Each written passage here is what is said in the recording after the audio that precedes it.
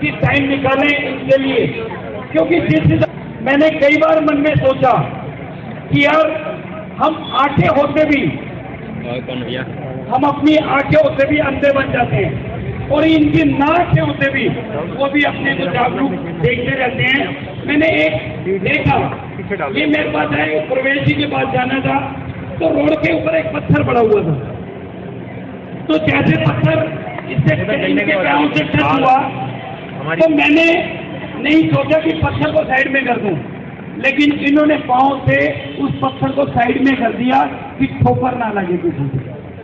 देखो कितनी बहादुरी की बात है, कितनी हौसले की बात है, इन्होंने हार नहीं मांगी। और जब ये डस्टबिन इतना बना हुआ था, कूड़ा इतना बना हुआ था, तो मैंने जब काफी प्रयास करने के बाद में वो कूड़ा नहीं उठ रहा था, तो इन्होंने मेरे को लगातार प्रयास करना, मैंने बहन जी से कहा, मैंने कहा है उसके अंदर वो उठाना है। तो हम डीसी के पास गए, तो डीसी साहब तो थे नहीं, उसके असिस्टेंट थे चौहान जी, मैं उनके पास पहली बार गया, मैंने कहा जी ऐसे ऐसे ये है, आपने उठाना है।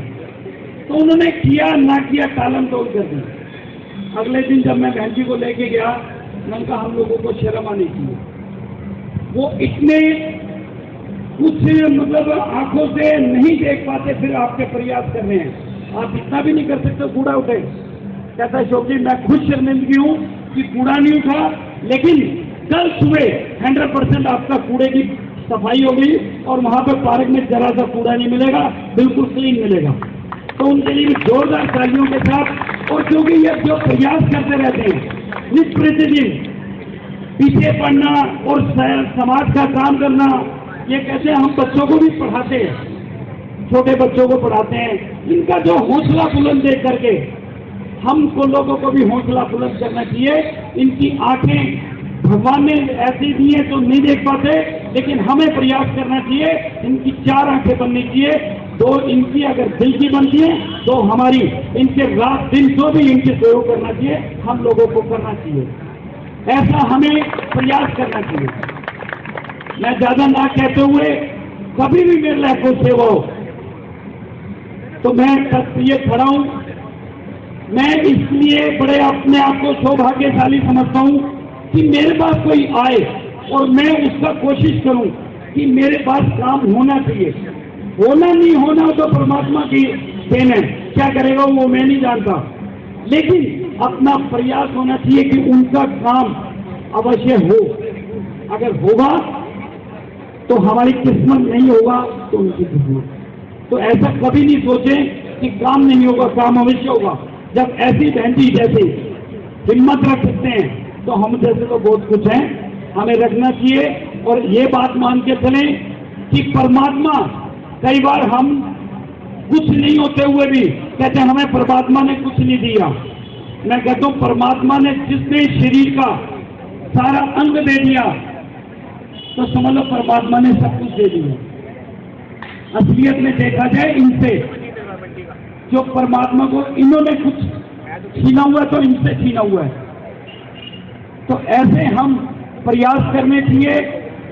जो हमारी आरएसएस संस्था है, वो हम जो आंखें दान करने की हमने मुहिम अपनाई हुई है, देहदान की, अंगदान की, हम सबको फॉर्म भरना चाहिए उसका। जो हम जैसी आंखें हमारे जाने के बाद में इन लोगों के काम आ सके, हम ऐसे प्रयास करने चाहिए। हमें आंखों को अपनी दान देनी चाहिए, क्योंकि जाने के बाद में वो हमारे एक तरह से बेकार है। अगर वो हमारी आंखें इन लोगों के काम आ सके तो हम अपने आप को बड़े सौभाग्यशाली समझते हैं। हमारे बीच में धन साहब जो हमारे दिल्ली प्रदेश के मंत्री हैं, वो सारे दिन लगे रहते हैं किसी न किसी समाज के लिए, काम के लिए। मैं ऐसे धन साहब से भी बहुत बहुत धन्यवाद करता हूं जो उन्होंने समय निकाला। तो धन साहब से भी निवेदन करूंगा कि अपनी बात रखें। धन साहब।